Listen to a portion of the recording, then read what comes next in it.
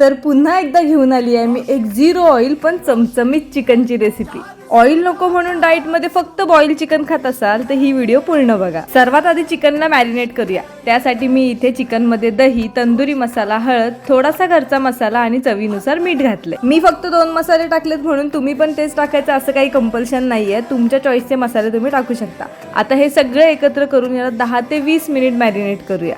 आता हे marinated chicken तव्यावर ट्रान्सफर करा। ऑइल टाकायची काहीच गरज नाही, फक्त टाकल्या चिकनला पसरवून 5 मिनिट झाकण ठेवा, म्हणजे चिकन छान पाणी सोडतं। पाणी सोडलं की झाकण काढून टाकायचं आणि याच पाण्यामध्ये चिकन शिजवायचं। फक्त 10 ते 15 मिनिटं लागतात या प्रोसेसला। तुम्ही बघू शकता चिकन शिजलं पण। आता पूर्ण पाणी सुकायच्या आधी आपण यामध्ये थोड्याशा वेजीस टाकून घ्यायच्यात। मी गाजर, शिमला मिरची, बीटरूट आणि कांदा टाकलाय, तुम्ही अजूनही टाकू शकता। हे सगळं मिक्स करून याला 5 मिनिट झाकून ठेवायचं, म्हणजे आपल्या भाज्यांना पण मस्त फ्लेवर येतो। आणि हो, व्हेजवाल्यांनी डिसअपॉइंट अजिबात होऊ नका, तुम्ही ही रेसिपी पनीर सोबत नक्कीच करू शकता। आता मस्त खाताना यावर लिंबू पिळायचा, लिंबू याची चव एकदम नेक्स्ट लेवल करून टाकतं। तर नक्की ट्राय करा आणि मला फीडबॅक द्या।